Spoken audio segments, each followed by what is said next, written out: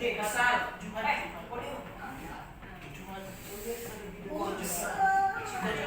Kalau kita punya teman yang rajin belajar, contohnya belajar matematika, otomatis dong kita juga bisa rajin belajar matematika. Dan kalau kita memiliki teman yang suka menonton drama gitu kan, pasti kita juga sering terpengaruh untuk nonton drama. Jadi saya punya satu video untuk memperlama waktu sih sebenarnya, cuman ya udah kita nonton dulu aja. Boleh harusnya. Boleh habis. Kan gaya bebas. Kok boleh bis? Boleh bis? Di SMP biasanya kalau putus sekolah aku di dulu masih saya akan tema ini ya, karena saya sendiri juga sudah menyadari bahwa saya juga sudah terdampak ada dampak itu tuh ada yang positif ada yang negatif. Jadi yang positifnya banyak sih, artinya saya apa ya, kena motivasi untuk belajar, masya Allah ya. Yang positif banyak tapi yang negatif juga tidak kalah banyak. Contohnya seperti di sini bisa kalian lihat ada anak merokok oleh ikutan teman enggak hasil 5 kali sehari. Oke, sebelum kita masuk lebih dalam lagi, tentu kita harus mengetahui apa itu arti teman sebaya. Jadi teman sebaya itu adalah kelompok orang-orang yang memiliki usia atau perkembangan yang kurang lebih sama dengan kita. Terus kenapa sih teman sebaya itu bisa mempengaruhi kita, perilaku kita atau sifat kita? Karena itu ada 3 hal. Yang pertama itu adalah waktu bersama. Biasanya bisa juga dengan persaingan dan tekanan sosial. Dengan persaingan teman-teman sekolah, biasanya bisa membuat kehancuran hidup. Terus kalau tekanan sosial itu kayak menyesuaikan diri di kelompok tertentu juga biasanya bisa feeling left out gitu. Terus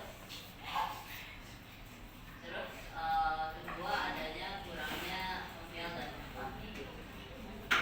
Komunikasi yang buruk dapat menyebabkan kesalahpahaman, seperti kalau kita menceritakan satu topik, kiranya orang ini salah paham, terus terbentuknya perpecahan gitu, argumen yang besar. Terus kalau kurang bersosial itu juga karena kita tuh tidak percaya diri. Dengan tidak mengikuti sosialisasinya pelajaran fisik. Nah, ini terjadi di sekolah maupun di internet secara online. Saya bullying pada verbal, ejakan kehinaan, misalnya hina miskin, fisik, memukul, mendorong dan merusak barang, misalnya menunjuk orang. Ada terus cyber, bullying di medsos, misalnya memposting postingan yang menghina. Sosial menyucikan, jadi saya membutuhkan mental tidak percaya diri, stres dan takut ketemu orang lain, susah fokus saat belajar, dampak kesekolah dan prestasi, nilainya turun drastis, malas ke sekolah, suka menyendiri, tidak mau berteman, cara mengatasinya, jangan ikut membuli. Kalau terbuli kita mencari teman curhat seperti orang tua. Kerja aku tentang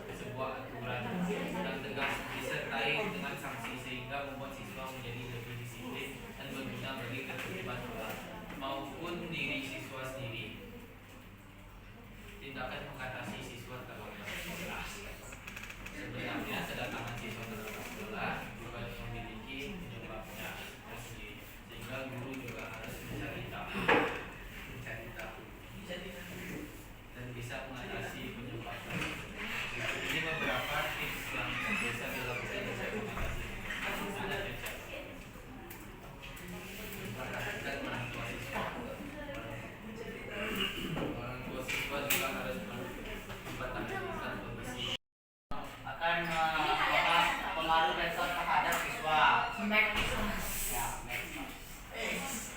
Jadi medsos yang kita kenal tuh seperti TikTok, Instagram, itu semua medsos. Pengaruh positif medsos terhadap motivasi belajar. Yang pertama, sumber informasi. Yang kedua, meningkatkan motivasi. Yang ketiga, mempermudah akses guru dan membernya. Yang ketiga, pengaruh negatif medsos terhadap fokus belajar. Distraksi dan penggunaan berlebihan. Menurunkan kemampuan konsentrasi. Dan cara mencegah medsos supaya kita tidak kecanduan.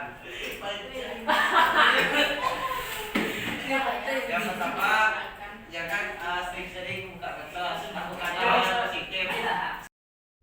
Pagi untuk yang saya hormati Bu Rohani dan Miss Elna, dan untuk yang saya kasihi dan cintai dan saya sayangi teman-teman semuanya. Selamat pagi. Hari ini saya akan berpidato apa sih dampak dan pengaruh dari bermain game terlalu lama terhadap konsentrasi dan prestasi belajar siswa. Sebelum kita masuk ke pengaruh positif dan negatifnya, kita harus tahu dulu apa itu bermain game. Jadi bagi yang belum tahu apa itu bermain game, aku tahu ya. Bermain game adalah cara menghibur diri seseorang melalui teknologi. Itu biasanya dapat membantu merilekskan otak dan menenangkan badan. Jadi tanpa basa-basi, mari kita lanjutkan ke pengaruh dari bermain game. Untuk pengaruhnya itu ada dua pastinya. Pertama ada positif dan yang negatif. Jadi pertama saya akan masuk ke dampak yang positif dulu. Dampak positif dari bermain game itu bisa merilekskan badan dan menenangkan pikiran. Kalau kita bermain game, secara otomatis otak ini akan terrefresh menjadi segar kembali. Tapi tergantung, kalau misalkan kita main game yang kalah, kadang sukanya itu bawaannya emosi dan ngomong toksik. Kalau menang, otak kita pasti akan menjadi segar. Jadi kita kayak tidak perlu loh kayak cari hiburan ke sana ke sini, ke sana ke sini, ke sana kemari. Cukup dengan bermain game. Kalau untuk game yang saya mainkan ada dua. Yang pertama MM, yang satu lagi ML. Yang terlalu menguras waktu dan membuat saya stres, jujur saya ML.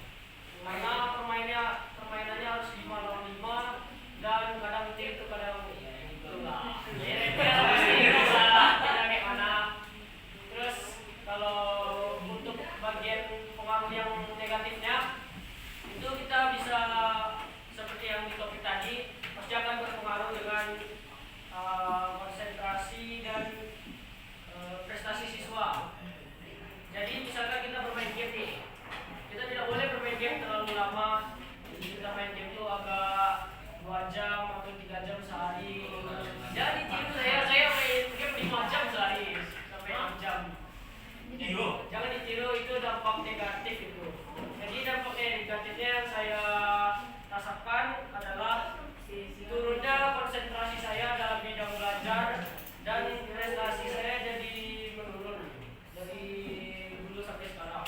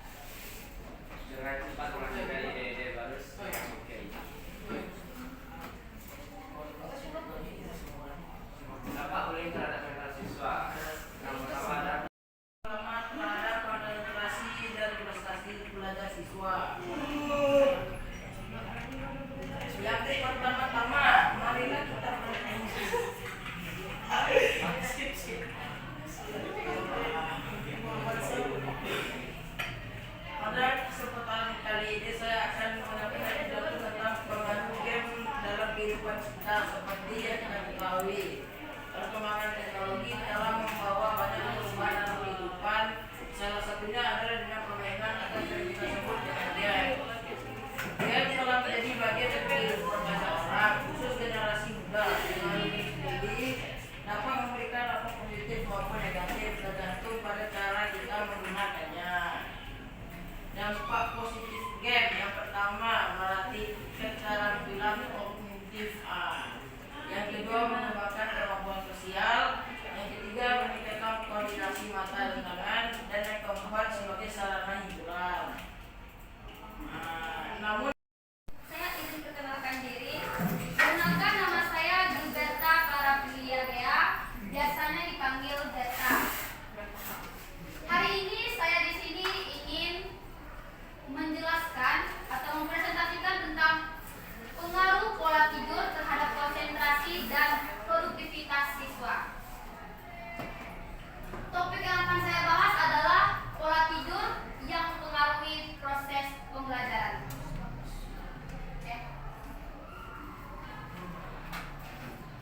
Tidur adalah suatu kebutuhan penting bagi tubuh kita.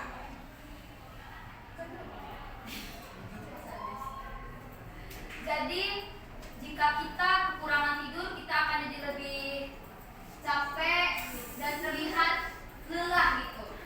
Banyak siswa yang sering tidur malam hanya karena mengerjakan tugas atau bermain gadget. Saya punya satu saran biar kita tidak tidurnya terlalu larut. Bagaimana caranya? Jika kita ingin mengerjakan tugasnya dikerjakan sebelum atau sudah makan ataupun mandi. Mengapa? Karena jika lebih cepat kita memulai mengerjakan tugas, maka akan cepat juga selesai tugasnya. Dan untuk bermain gadget, banyak remaja-remaja sekarang pastinya sudah menggunakan gadget, entah itu hanya untuk men-scroll TikTok, nonton YouTube, maupun melihat-lihat IG, atau bahkan seringnya bermain game. Sebaiknya kita menghindari dulu bermain gadget agar kita tidak kebiasaan untuk tidur malam. Karena kurang tidur dapat berdampak buruk pada konsentrasi dan produktivitas kita di sekolah.